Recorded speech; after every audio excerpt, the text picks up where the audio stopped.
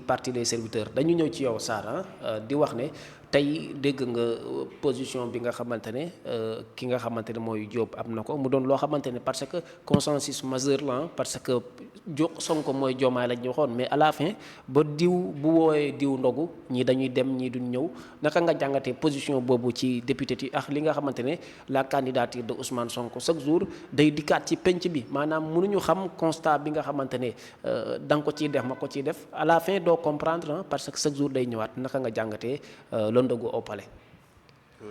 Bon en fait ñun suñu parti.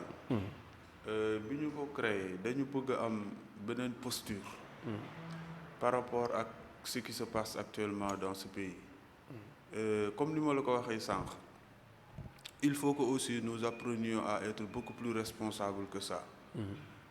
Sénégal nag dañu bëri ay nattu yoo xamante ni daf ñu dab. xam nga nit ñi dañuy jël benn affaire bu ndaw di ko foowee ci réseaux sociaux yi. mu dem ba nekk institution. Sonko Diomaye Sonko ñu di ko foowee ba mu nekk dëgg. te alors que les Sénégalais ne s'étaient pas préparés ci dëgg-dëgg ci xam lan lañ bëgg a jëm. réew du ay fo. réew du ay way du ay caaxaan du ay affaire de slogan du ay affaire de copinage ainsi de suite. déedéet. Son Excellence le président Bassirou Diomaye Faye dañu ko dénk dundinu 18 millions de Sénégalais. Son Excellence le président Bassirou Diomaye Faye dañu ko dénk destiné wu réew moo xamante ni dafa am fu mu tolloon. am fu mu toll am fu mu bëgg a dem. kon su fekkee ne ñun dañu dund ak Ousmane Sonko ak son groupe. pendant une décennie boo xamante ni destruction de biens publics saccage d'université loolu la ñu dund amul lenn loo xamante ni indil nañu ko lu objectif amul lenn loo xamante ni tegal nañu ko Sénégalais yi ba ñu gën ko jël mën ko saxami wanaasu ko mu neex. ñu ñëw par erreur ñu jox leen pouvoir démocratiquement quand on est élu ak 54%. je pense que démocratie mënul weesu loolu ñu jël réew mi téye ko ñu jox leen ko Sénégalais yi toog di leen seetaan on est en train de vivre une situation économique boo xamante ni nii Sénégalais bu tiitul Sénégalais bu jaaxlewul Sénégalais bu toog sa xel nekkul si dul ay oote ndogu ay responsables communaux oote ndogu ay député nit ñi di nekk di si débat pendant 24 heures pendant 72 heures pendant une semaine non c'est parce que ñun xamuñu lan moo nekk suñu kanam. xamuñu la situation socio-économique bi nga xamante ni Sénégal mi ngi koy dund ak suba gannaaw suba lan moo ñuy xaar. moo tax ma ne il est temps que nit ñi ñëwaat à de meilleurs sentiments. il est temps que nit ñi ñëwaat autour de la République ñun foofu la ñuy inviter nit ñi. Le problème c'est pas Bassirou Diomaye Faye son excellence le problème c'est pas Ousmane Sonko. kan la. Le problème c'est le Sénégal et les Sénégalais. Sénégal waaw ñun au niveau de la renaissance républicaine. Détail des problèmes de personnes c'est réservé aux esprits faibles et trop faibles même. mais est-ce que ma ñëw nga baal ma est-ce que aspect ndogu bu tey bu fekkee bu ñu demee ba nit ñi di ko waxtaanee nekkul ne. pour faire maanaam remarquer au Sénégalais que ñi waxoon ne diw mooy diw te ñooy ànd Sonko mooy Diomaye dem nañ ba mënatuñu toog bokk bool ça veut dire tayle nañ république bi. Sénégalais yi. ñoom ñoo war a xool président Bassirou Diomaye Faye mi ñu dénk réew mi. ñu oo ko nekk li ñu la dénk du ay caaxaan. du ay caaxaan. waaw c'est pas un jeu. république la ñu la jox destiné wu doomu aadama yi la ñu la jox. suñu yoon nekkul ci ay Sonko mooy Diomaye mooy Sonko encore une fois de plus ñun li ñu intéressé mooy la République. xam nga lan moo ñu intéressé mooy les services publics yi nga xamante ni nii. ñi ngi koy jox Sénégalais mu mën leen satisfaire à ce que ñu améliorer seeni conditions de vie. li ñu intéressé mooy l'émergence de ce pays. ñun au niveau de la renaissance républicaine loolu moo ñu intéressé. mais ay Sonko mooy Diomaye ay affaire bongomaan yooyu ñun cela ne nous intéresse nullement. donc moo waxaat la. réew mi dañu ko jële ko ci loxo président Macky Sall.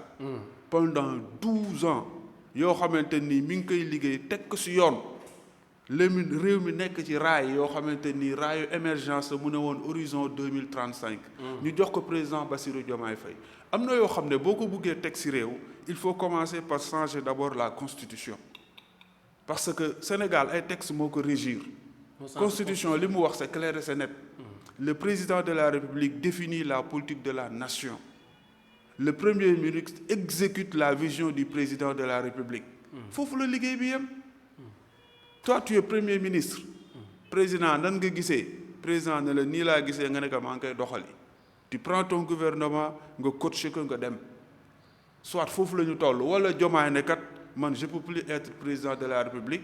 ou bien je veux être un président de la République sans prérogative. prérogative yi ñu ma dénk yëpp dama koy jël léegi que le premier ministre ñu jël la voie référendaire.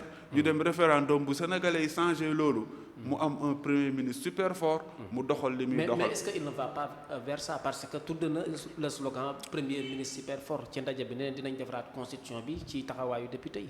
loolu ñu ngi koy xaar. mais xoolal 2 ans yi ñu perte yëpp. dans le concert des nations kenn mayetul sa morom dara. réew yi nekk ci àdduna bi yëpp ku ci nekk yaa ngi xool mu am une concurrence économique saine ku nekk di ko jaayante pour xool noo avancer. IA technologie secteur économique agriculture industrie leneen ak leneen mais ñun Sénégal xoolal ci li ñu nekk boobu ba léegi. 2 ans yi ñu nekk Sonkoy Diomaye Diomaye Sonko Diomaye du Sonko Sonko du Abdourahmane. et cetera et cetera non le débat politique est trop bas. est trop bas nit ñi nekkuñ ci loo xamante ni c'est des prérogatives yoo xam c'est des perspectives yoo xam ne autant pour moi mën na yóbbu Sénégal fu mu jëm moo tax ñun dañu bëgg a dépasser cet esprit. au niveau de la renaissance républicaine. invité waat Sénégalais yi pour ñu xam ne gouvernants yi nga xam ne dañ leen a dénk réew mi. dañ leen war a poñe pour ñu liggéey. dañ leen jox budget. mettre leen dans de très bonnes conditions. jox leen salaire jox leen ay fonds politiques jox leen ay médecins loger leen di leen nourrir pour ñu servir réew mi. kon ñoom amatuñu excuse du dul toog di wax ak ñun naan ñoo bi ñu demee ci ndogu la lii la fa président wax président bi mu génnee lii la ko premier ministre wax on en a marre. ce que nous voulons nous c'est des leaders responsables. c'est des ministres responsables. coachés par un premier ministre bu war a xam ne fii la ko yàlla teg fi ko yàlla teg mooy premier ministre. il doit se battre pour faire avancer ce pays et non pas pour nous fatiguer sur des awma prérogatives awma temps wu gouverner nañ ma bàyyi ma gouverner mais quand on est le chef du gouvernement lan moo la dese un chef du gouvernement c'est à toi de gouverner. mais c'est parce que imbroglio bi nekk au sein du gouvernement xam nga du dara lu dul. on a un régime boo xamante ni amuñu vision. on a un régime boo xamante ni nguur gi da leen bett ñu jël nguur gi fekk fi un programme bien défini un programme bien véhiculé qui s'appelle le PSE. PSE boobu di dox di continuer di dox jamono ji mais malheureusement ñu am un premier ministre boo xamante ni nii dès le départ.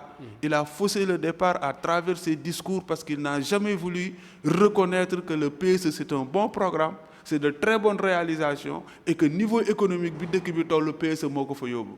ñu ñëw di stigmatiser le président Macky Sall di wax ci moom lu bon alors que ba nii may wax ak yow le PAP 3 plan d'action prioritaire 2023-2028 ba léegi ñoom ci la ñuy liggéey. waaw réalisation yi nga xamante ni moom moo nekk en cours PSE la moom le président de la République di inaugurer. chantier yi commencé nga xam ne kale woon nañu ko financement bi yëpp taxaw nañ ci la ñuy def pose première pierre. visite de chantier yi muy def c'est des chantiers yoo xamante ni ci PAP 3 bi la nekk mais pourquoi ne pas reconnaître ces avancées après ñun ñu dem mais nga ñëw nga nañu da nga bëgg a teg rupture. ok rupture bi nga bëgg a indi bëgg ko forcer les Sénégalais bailleurs yi d'accord uñ si. ok relation internationale bëggul loolu le pays en souffre. on est en train de souffrir ku xool crise yi nga xamante ni ñi nga amandoo ci réew mi yëpp si ces gens-là se permettent. di ñu sonal ci ay Sonko Diomaye Sonko dañoo ndogu ji woon ñii bañ nañ ndogu bisaab bi neex da boisson bi dafa saf suukar. non les gens n'ont pas compris ce qui se passe. ok wax nga ne fi ñu toll dafa daal di jéggi dayo mais terewut ca ndogu ba dégg nga lañ fa wax maanaam des députés ont poussé le président de la République pour mu àddu ci candidature Ousmane Sonko nee na nag du ci wax le moment venu dina ci wax loolu tamit ak li ngay tuddee dëkk bi doxut et consort ànd na. Mais l'élection présidentielle, c'est un rendez-vous entre un homme et le peuple. Le président Bassirou Diomaye Faye a raison. Le président Bassirou Diomaye Faye moom mooy wax Ousmane Sonko dem la nga nekk président. Mais le moment venu, c'est en 2029, président Bassirou Diomaye Faye su ko neexee na defar ay dossier am dem nekk candidat. Ousmane Sonko na defar ay dossier am dem nekk candidat. Maintenant ce qui reste à faire mooy le conseil constitutionnel valide. Képp koo xamante ni tu es conforme à la loi lépp conditions yi teg yëpp remplir nga ko pour être candidat ñu valider. boo ko nekkul duñ ko valider mais 2029 c'est pas encore venu. jotagul. yow réew moo xam ne comme li ma la wax crise yaa ngi fi nañu régler les problèmes maintenant ku bëgg man su ma bëggee nekk candidat en 2029 c'est une affaire personnelle mais Diomaye moom mooy wax Sonko demal nga nekk candidat. mais xanaa politiquement on dit pas peut-être juridiquement. politiquement mu wax gis-gisam. waaw mais même politiquement. Ousmane Sonko moom mooy jógal boppam. ne dama bëgg a nekk candidat en 2029 mu xool ña mu bëgg a àndal ñu ànd ak ñoom. Bassirou Diomaye Faye son excellence aussi ne dama bëgg a nekk candidat ñu xool ñi mu bëgg a àndal ñu ànd ak moom nañ ñu bàyyi ñu defar réew mi. 2029 bu ñëwee li président Abdou Diouf doon wax jàkka jaa ngi noonu ku bëgg a noddal nit ñi dem politique yi. mais actuellement. on souffre on veut des solutions économiques. pour booster le développement de ce pays. jërëjëf am na solo mu nekkoon première partie bu ñeel émission.